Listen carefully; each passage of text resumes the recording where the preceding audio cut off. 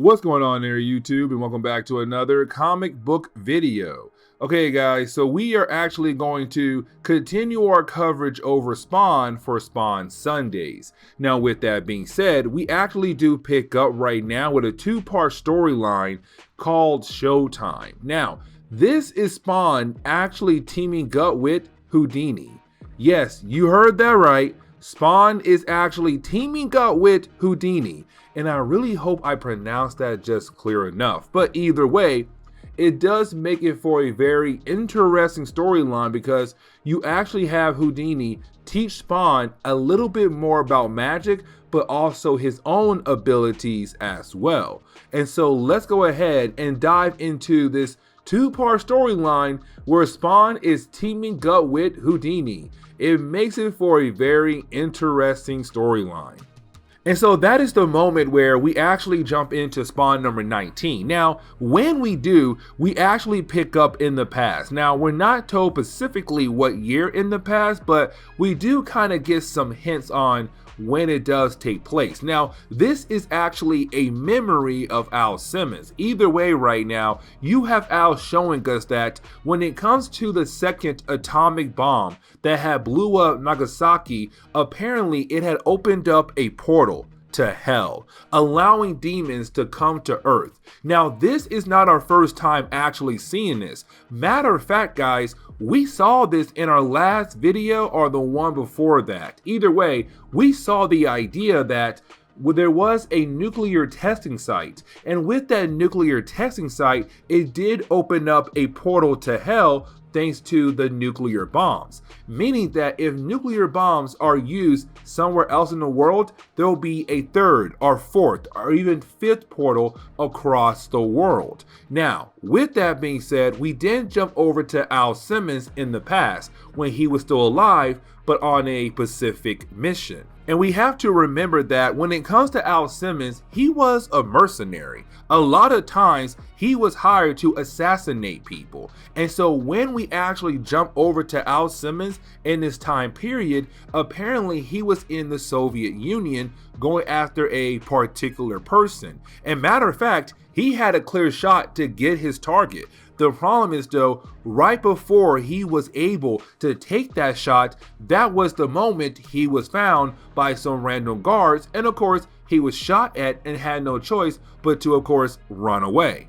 Now we do jump to the present day, and when we do, we actually do pick up right now with Spawn sleeping in the alleyway. Unfortunately for Spawn, that is the moment where he is woken up by a small scale bomb. Now with this bomb kind of exploding nearby him and not causing any damage to him or the area, he does get ticked off and wants to grab the person. And so matter of fact, we do see Spawn right now try to chase that guy down. Now while he's trying to do that, well, that is the moment he is stopped by some mysterious guy. Matter of fact, a very well dressed guy. And the guy tells Spawn to ignore the guy for now. And matter of fact, he tells Spawn, don't worry, you'll get your payback down the road. I stole his wallet, so we'll be able to find out where he lives. But I need your help right now because something even more important is about to happen and I need you there with me. Now at first, we have no idea who this guy is, but we are going to learn about him down the road in this storyline. Now that is the moment where we do jump over to the Ukrainian village of New York City. Now when we do, we actually do pick up right now with a character known as Porsche McNeil. Now when it comes to McNeil, he only appears in this storyline right here. And he is somewhat important for this storyline, but honestly, that is it. After this storyline, we never see him again. Now, when it comes to Porsche McNeil, apparently he did get a good paying job, and right now he lives away from where he came from, meaning that after he got this job, he left his family behind. And so when he comes back in town to see his family, you do have some people kind of talk bad about him because where they come from, you stay with your family to a certain point where technically you know they'll be okay. But on top of that, it's better off to just be with them so that you're able to actually take care of the family or to continue to help the family. And so you do have some old man talk really bad about him behind his back.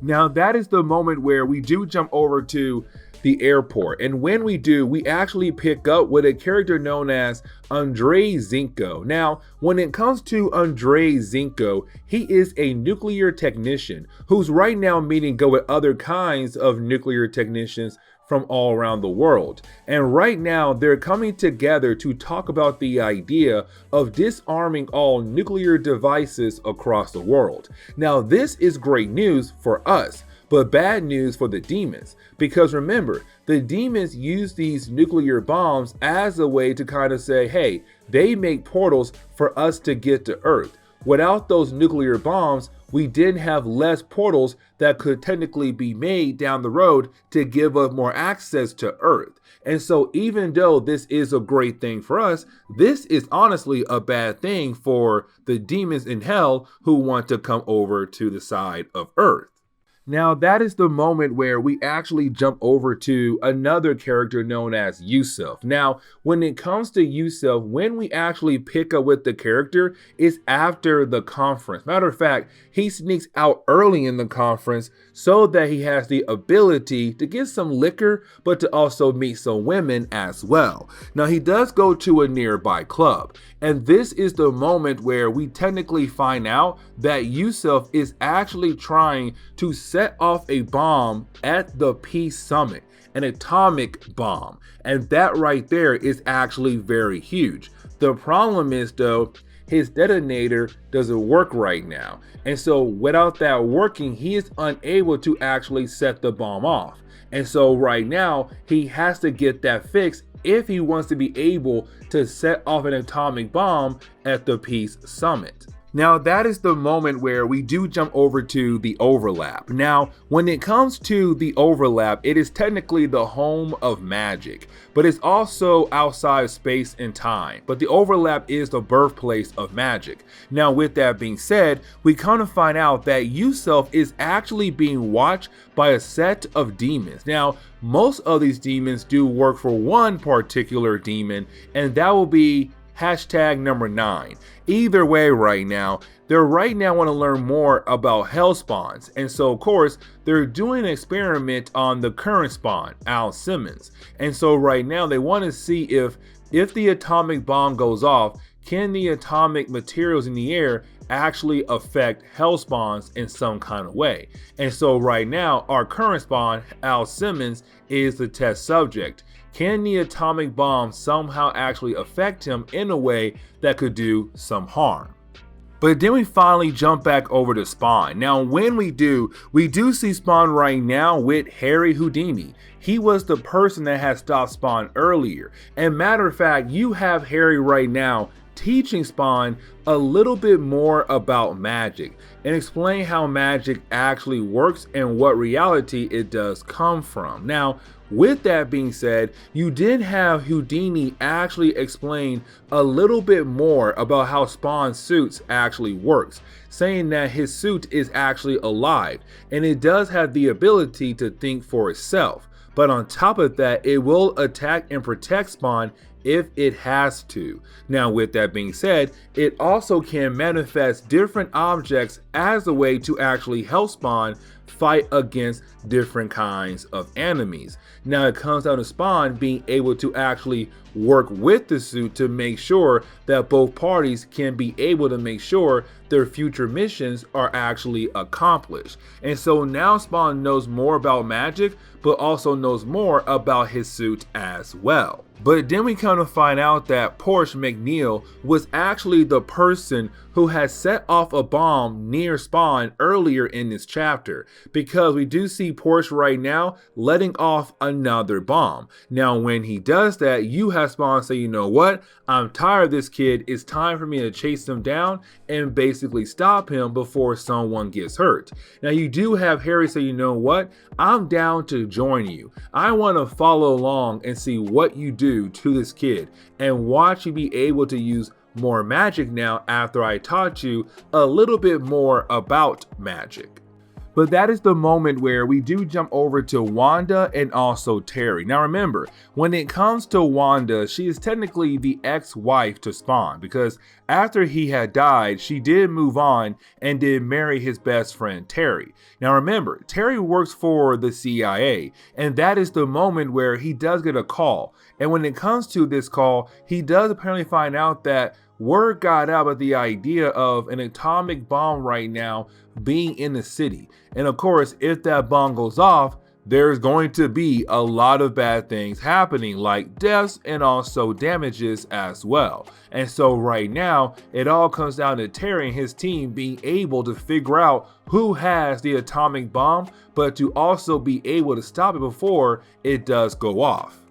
And then we get into Spawn number 20. Now, when we do, is Harry right now dropping off Spawn, so Spawn will be able to actually go after Porsche McNeil. Now, while you have Spawn trying to chase down Porsche McNeil, that is the moment where we actually do get this flashback. Now, when it comes to this flashback, it's technically telling us how the world Spawn had met Terry Fitzgerald, his best friend who's now married to his ex-wife. And we kind of find out that apparently Spawn met Terry when they were in some kind of class in university in California. Either way, the two characters were able to bond very quickly. Now that is the moment you have Spawn be snapped back to reality, because he does hear Terry's voice nearby. Because we have to remember that Terry got word about the idea that there could be an atomic bomb nearby. And so right now it's up to Terry to make sure that bomb doesn't go off. Now with that being said, you do have Terry working some leads, and of course he does go and question some thugs who may know some information about the bomb, and hopefully Terry will be able to get that information to hopefully stop the bomb from blowing up. Now of course these thugs are like, no dude, we're not going to tell you, and matter of fact, we are going to beat you up for technically bothering us. And so that is the moment you do have Spawn jump in. Now because Terry was beat up a tad bit and knocked out, he did not see Spawn at all. And matter of fact, he didn't hear Spawn say, "Leave my best friend alone." Because if Spawn had said that and Terry had heard that, Terry would be like, wait a second, who are you? My own best friend was Simmons and he died 5 years ago. What do you mean you're my best friend? And so luckily for Spawn, Terry was knocked out when he was getting beat up by those thugs. Either way, you do have Spawn come in, be the hero, stop these thugs from attacking Terry, and actually get some information from the thugs about the idea of who might have the bomb. And of course, we come to find out it is Yusuf, which is something we already knew. Now, while you do have Spawn right now helping out Terry kind of get in a car so he'll be able to actually gather himself a little bit, recover, but also call in backup, that is the moment where you do have Spawn actually see Yusuf. Now remember, Yusuf was supposed to be at the press conference, but he snuck off. And so this is Spawn right now saying, I know that guy. That guy name is Yusuf, and I know how dangerous he could possibly be. And we also know how dangerous he could possibly be, because right now he is talking about the idea of using a nuclear bomb to basically blow up New York City right now. And so it's Spawn kind of wondering what in the world is going on. And so you do have Spawn actually go to a nearby window so that he'll be able to actually listen in to the conversation that is going on between Yusuf and also Andre. And of course, that is the moment we come to find out that these two are working together on the nuclear bomb going off. The problem is though, the equipment has been damaged. And so right now they need to find a guy who could technically be able to actually fix that stuff. And of course, that is where Porsche comes in. Porsche McNeil, the guy who has been going around setting off random bombs in different areas of New York City. Small bombs, but of course, a lot of them. And so right now, this is Andrea saying, I know a guy who could possibly be able to fix our damaged nuclear equipment so that we're still able to accomplish our mission. And so that is the moment where you do have Spawn actually meet up with Houdini. Now, when he does, of course, he does tell Houdini, hey man, listen, this is what I just heard about something going on right now at the big nuclear conference. We have to get there right now before something big really happens, and of course could kill a lot of people in the area. Now, when Spawn and Houdini actually arrive at the conference, well, that is the moment we kind of find out that something is going on. And of course, it's right now Yusuf hitting the trigger to technically begin the countdown on the bomb. Now, this is actually huge because this is an atomic bomb that could go off right now in the middle of New York City and cause a lot of damage, but also a lot of deaths. And so right now, it's Spawn and Houdini trying to figure out what to do about this bomb situation. Now, that is the moment where you have Houdini actually get an idea. Now, when it comes to this idea, it is him technically saying, I might die if I'm not able to pull this off. Matter of fact, I might die just to be able to pull this off. Either way, I'm trying my best to make sure that New York doesn't blow up. And so that is the moment we kind of find out what Houdini is trying to do. And what he is trying to do is actually teleport the bomb over to the overlap. And remember, the overlap is technically outside of time and space. But on top of that, though, it is the origin of magic, the birthplace of magic. Either way, you do have Houdini basically teleport the bomb over to the overlap and let it explode over there. And then you have Spawn realize that there is a possibility that Houdini is actually dead now. Now, after that, you have Spawn wonder about the idea if Houdini is actually dead or not. And so, matter of fact, when Spawn is able to find the flying car that belonged to Houdini, he's kind of wondering maybe Houdini is actually still alive. Because how in the world is his car still here right now when his car was made out of Houdini's magic? Either way, when Spawn tries to drive the car just disappears. And Spawn is left to wonder the idea if Houdini is still alive or not. But on top of that, you have Spawn say to himself, he has to learn more about his powers, but also magic. And this is where we are going to end today's comic book video. So please leave me a like down below and subscribe. But guys, I'll see y'all next time. Later.